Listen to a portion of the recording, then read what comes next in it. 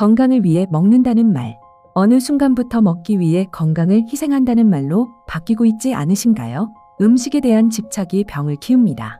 특히 당뇨병처럼 평생 관리가 필요한 질환은 작은 식습관 하나에서 시작되곤 하죠. 오늘은 우리가 자주 놓치는 당뇨의 진짜 원인과 그에 따른 생활 속 관리법을 차근차근 함께 알아보려 합니다. 저는 밥을 정말 좋아해요. 살쪄서 초콜릿이나 케이크를 좋아할 것 같지만 단 것은 만지지도 않을 정도로 싫어해요.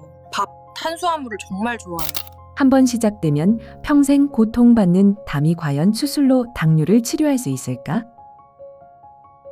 누구나 쉽게 모두를 위한 건강포올 Health for All. 당신의 건강 지금 어해나세요. 구독, 좋아 부탁드립니다.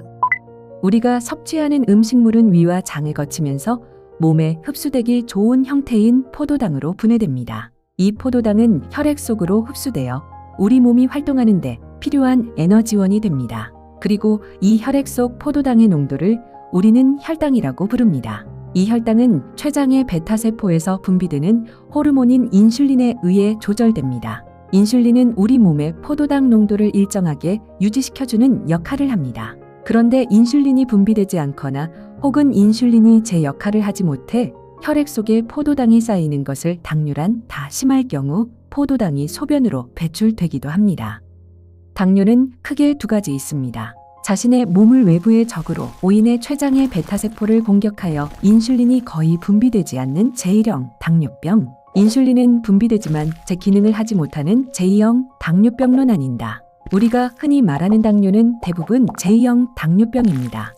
제2형 당뇨병 같은 경우에도 굉장히 복잡한데 일반적으로 나이가 들고 배가 나오고 잘 움직이지 않고 음식을 기름진 음식이나 단 음식을 좋아하는 이런 분들은 생기죠. 그래서 기본적으로는 유전적인 소인이 있는 사람에서 발생을 합니다. 이때 유전적인 소인이라고 하는 것은 우리 몸이 인슐린에 대해서 반응을 잘하지 않는 상태, 인슐린 저항성이 생기더라도 인슐린을 충분히 만들어내며 는 문제가 없거든요. 근데 인슐린을 많이 만들어내는 능력이 좀 떨어지는 그러한 유전적인 소인이 있는 상태에서 나이가 들고 뚱뚱해지고 배가 나오고 하면서 인슐린 저항성이 생겼을 때 그걸 극복할 만큼의 인슐린을 만들어내지 못하면 당뇨병이 생깁니다.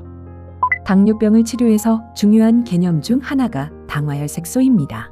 당화혈색소란 혈당이 일정 기간 동안 적혈구의 헤모글로빈에 얼마나 많이 결합되었는지를 나타내는 지표입니다. 적혈구는 우리 몸에서 약 120일 정도 생존하기 때문에 당화혈색소 수치를 통해 최근 2에서 3개월간의 평균 혈당 상태를 알 수 있습니다. 당화혈색소는 조금 어려운 개념일 수 있지만 당뇨병 관리에 매우 중요한 지표입니다. 환자분들도 잘 알고 계셔야 하는 부분인데요. 우리 몸에는 적혈구라는 세포가 있고 이 적혈구에는 산소를 운반하는 헤모글로빈이라는 단백질이 들어 있습니다. 혈당이 높아지면 이 헤모글로빈에 포도당이 결합하게 되는데 이 과정을 당화라고 부릅니다. 그렇게 포도당이 결합된 헤모글로빈을 당화혈색소라고 하는 것이죠. 그리고 적혈구는 우리 몸에서 약 3개월 정도 생존하기 때문에 당화혈색소 수치를 보면 최근 2에서 3개월간의 평균 혈당 조절 상태를 알 수 있게 됩니다. 그래서 이 당화혈색소 수치는 과거 약 3개월간의 평균 혈당 조절 상태를 반영하는 지표가 됩니다. 정상인의 경우 당화혈색소 수치는 5.7% 미만이며 6.5% 이상이면 당뇨병으로 진단합니다. 일반적으로 당화혈색소를 7% 미만으로 유지하면 대부분의 합병증을 예방할 수 있다고 알려져 있습니다. 따라서 당화혈색소를 7% 이하로 조절하는 것이 혈당 치료의 핵심 목표입니다. 많은 분들이 궁금해하는 부분이 바로 이것이죠. 당뇨약을 평생 복용해도 괜찮은가요? 이처럼 장기간 약물을 복용하는 것이 오히려 문제를 일으키지 않을까 걱정하시는데요. 자, 우리가 여기서 생각해야 할 것은 다음 두 가지입니다. 첫째, 혈당 조절이 되지 않은 상태가 오래 지속되는 것. 둘째, 약을 복용함으로써 생길 수 있는 부작용입니다. 모든 약에는 어느 정도의 부작용이 존재합니다. 우리가 알고 있는 부작용도 있고 아직 밝혀지지 않은 부작용도 있을 수 있죠. 하지만 그럼에도 불구하고 혈당을 조절해서 당뇨병의 합병증을 예방하는 것이 훨씬 더 큰 이득입니다. 그래서 약물 치료를 하자고 권하는 이유도 여기에 있습니다. 앞이 잘 보이지 않는 이유는 눈 안에 고인 피 때문일 수 있습니다. 당뇨 망막병증이 생기면 망막의 혈관이 손상되고 그 자리에 새로운 비정상적인 혈관이 자라나면서 피가 눈 속에 고일 수 있습니다. 이렇게 고인 피가 빛의 투과를 방해해 시야가 흐려지게 되는 것이죠. 당뇨병은 말 그대로 혈당이 높은 피가 몸속을 흐르는 병입니다. 이 높은 당분은 혈관을 지속적으로 손상시킵니다. 우리 눈 속의 망막은 카메라의 필름 같은 역할을 하며 그 안에는 매우 가늘고 섬세한 미세 혈관들이 많이 분포해 있습니다. 그래서 당뇨로 인해 혈관이 손상되기 쉬운 부위 중 하나가 바로 이 망막입니다. 그래서 당뇨병은 소리 없는 살인자라고 불리지만 소리가 없다는 이유로 많은 사람들이 그 위험성을 과소평가하는 경우가 많습니다. 하지만 막상 합병증이 나타나면 정말 무섭습니다. 시력을 잃거나 삶의 질이 급격히 떨어질 수 있기 때문입니다. 눈이 보이지 않는다고 상상해 보십시오. 혹은 소변을 볼 수 없어 투석 치료를 받아야 한다면, 또는 다리에 괴사가 생겨 발을 절단해야 한다면 그건 정말 상상하기 힘들 정도로 고통스러운 일입니다. 그뿐만 아니라 심장마비, 뇌졸중 등의 질병 위험도 크게 증가하는데, 이는 매우 무섭지만 이런 상태는 10년, 20년 후에 나타날 수 있기 때문에 사람들은 그다지 걱정하지 않는 듯합니다. 특히 당뇨병이 있지만 증상이 없는 젊은 사람들은 당뇨병을 크게 두려워하지 않고 가볍게 여기는 경우가 많아 합병증으로 발전하는 경우를 많이 봅니다. 특히 어린 나이에 당뇨병 진단을 받았지만 아무런 증상이 없어 괜찮아. 또는 별거 아니야 라고 생각하고 경계를 늦추다가 나중에 심각한 합병증을 앓는 경우를 자주 보게 됩니다. 건강포 구독과 좋아 부탁드려요. 뇌가 정상적으로 활동하기 위해서는 많은 양의 포도당이 필요합니다. 정상인의 경우 뇌는 필요한 만큼의 포도당을 안정적으로 공급받습니다. 하지만 혈당을 낮추는 치료 과정에서 인슐린이나 혈당 강화제가 과하게 작용해 뇌에 충분한 포도당이 공급되지 못하면 뇌는 경고 신호를 보내게 됩니다. 이러한 상태를 저혈당이라고 하며 주요 증상으로는 어지럼증, 식은땀, 손발 떨림 등이 나타날 수 있습니다. 심한 경우에는 의식을 잃거나 사망에 이를 수도 있습니다. 일반적으로 저혈당이란 혈당 수치가 70mg/dL 이하일 때를 말합니다. 이럴 경우에는 탄수화물 15g을 섭취하여 혈당을 빠르게 올려야 합니다. 저혈당이 발생했을 때는 각설탕 3개, 사탕 3에서 4개 또는 주스 반컵 약 100ml 정도가 도움이 됩니다. 또한 근처 약국에서 포도당 정제를 구입해 섭취해도 좋습니다.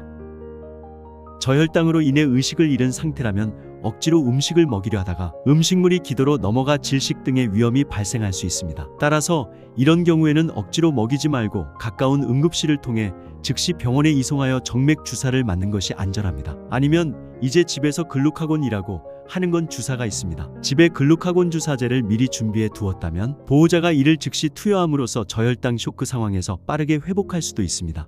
내장 지방 등 체내에 쌓인 지방은 인슐린의 작용을 방해하고 췌장에서 인슐린을 분비하는 베타세포의 기능까지 억제하여 결국 당뇨병을 유발하게 됩니다. 비만은 당뇨병을 발생시키고 악화시키는 가장 위험한 요인 중 하나입니다.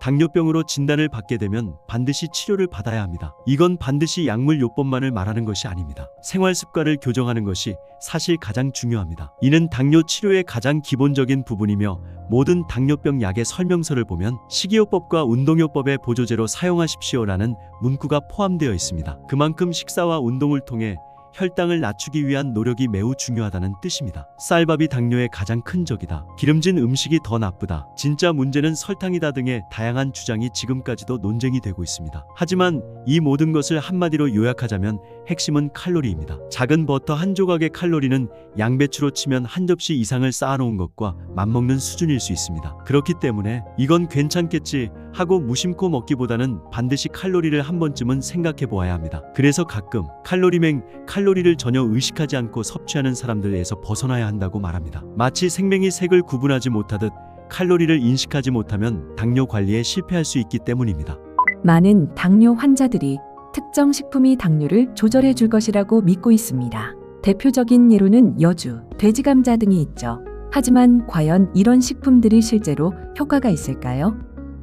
세계적인 당뇨병 학회들조차도 특정 음식을 강조하지 말라고 권고하고 있습니다. 왜냐하면 당뇨병 관리의 핵심은 전체적인 생활 습관과 식습관이지 어떤 한 가지 음식이 해줄 수 있는 게 아니기 때문입니다. 여주의 경우 차란틴이라는 유효 성분이 있다고 알려져 있지만 실제로 과학적으로 충분한 연구 결과를 살펴보면 큰 효과는 없는 것으로 나타났습니다. 또한 돼지감자에는 이눌린이라는 식이섬유가 풍부하게 들어있습니다. 이눌린은 많이 섭취할 경우 포만감을 주고 장에서 가스가 발생하는 등 부작용이 있을 수 있습니다. 이눌린이라는 이름 때문에 먹는 인슐린으로 오해를 받으며 일부에서 과장되거나 오해된 정보로 회자되는 경우도 있습니다. 물론 식이섬유 자체가 혈당 관리에 긍정적인 도움을 줄 수 있는 점은 사실이지만 돼지감자 자체를 당뇨 치료 식품으로 권장하는 것은 적절하지 않습니다.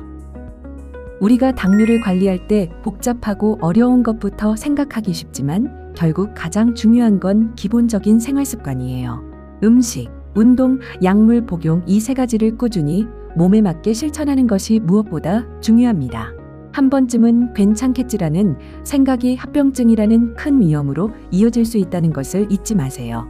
하루 5분이라도 내 몸을 돌아보고 식사 한 끼라도 더 건강하게 선택하려는 마음이 당뇨병을 멀리하고 더 나은 삶을 만들어줄 수 있습니다. 이 영상을 보신 여러분이 당뇨에 대해 한 걸음 더 이해하고 실천할 용기를 얻으셨길 바랍니다. 우리 함께 건강하게 오래오래 살아보세요. 오늘 영상을 끝까지 시청해주셔서 감사합니다. 다음 영상에서 다시 뵙겠습니다. 건강포올 채널 구독과 좋아요를 잊지 마세요.